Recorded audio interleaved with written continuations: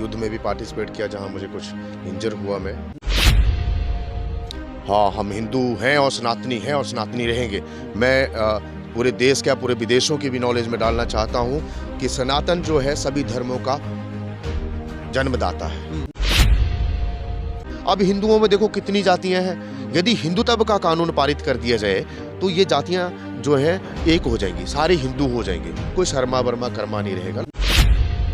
ਬਾਹਰੋਂ ਵੀ ਆਉਂਦਾ ਹੈ ਤਾਂ ਪਹਿਲਾਂ ਆ ਕੇ ਉਹਨੇ ਇਹ ਪੁੱਛਦਾ ਆ ਵੀ ਭਰਾ ਉਹਨੇ ਲੰਗਰ ਕਿਵੇਂ ਚੱਲਦਾ ਆ, ਕਿਉਂਕਿ ਜੋ ਪਹਿਲਾਂ ਇਹ ਨਹੀਂ ਪੁੱਛੂਗਾ ਲੰਗਰ ਕਿਵੇਂ ਚੱਲਦਾ, ਉਹ ਪੁੱਛਦਾ ਉਹਨੇ ਕੋਈ ਲਾਗੇ गुरुद्वारा है कोई आपके आसपास कोई गुरुद्वारा है, कहीं पे भी आप चले जाओ सबसे पहले लोग अगर भूखे होंगे तो जेब में पैसा नहीं होगा तो यही पूछेंगे कि भाई कोई गुरुद्वारा है आज में। वो अपने गुरुओं की जो है मतलब प्रथा आज तक चला रहे हैं, पर हिंदुओं के नहीं चलाया जा सकता। पहली बात तो जो सिक्खी जिनके पास है, जिन्होंने सिक्खी ली हुई है, वो आज भी गुरुद्वारे चला रहे हैं। गुरु नानक देव जी की महिमा पूरे वर्ल्ड में है। ਇਹ ਵੀ ਗੱਲ ਤੁਹਾਡੀ ਮੈਂ ਰੋਕਣੀ ਚਾਹੂੰਗਾ, 2% ਲੋਕਾਂ ਨੇ ਉਹ ਕਰਕੇ ਦਿਖਾਤਾ ਜੋ ਅੱਜ ਤੱਕ ਕਰ नहीं सके, क्योंकि 24 घंटे का लंगर चलता है। मैं आपको उसी बात के ऊपर आ रहा हूँ जो आपने बात कही, गुरुद्वारे में सभी इकट्ठे खाते हैं और वहाँ पे दिक्कत आती है।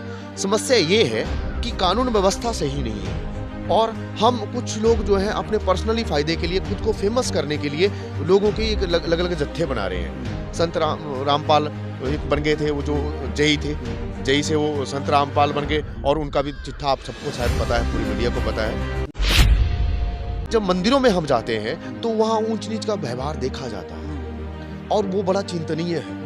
इसके ऊपर ना सरकारें एक्शन लेती हैं, ना ही कोई सुलझे हुए आदमी सरकार में बैठते हैं, क्योंकि उनको पता है कि अगर इस चीज़ के ऊपर जाएंगे तो सरकार खत्म हो जाएगी, क्यों अर्निंग है वहाँ से।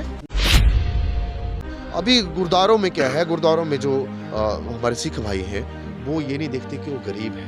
इवन तो मैं भी बंगला साहब, हम दिल्ली रहते थे, बंगला साहब बहुत बार हर गुरुद्वारे में हम जाते रहते थे, खाना खाना, वहाँ पे सेवा करना, बर्तन धोना, बड़े बड़े अमीर लोग भी वहाँ बर्तन धोते थे, जूते पालिश करना एक दूसरे के। तो ये एक मानवता सिखाता है। मैं तो कहता हूँ सरकारों को बैन करना चाहिए, नहीं तो ये भी संतराम जैसे निकलेंगे, आसाराम बापू जैसे निकलेंगे, उनको बापू कहना भी पाप है।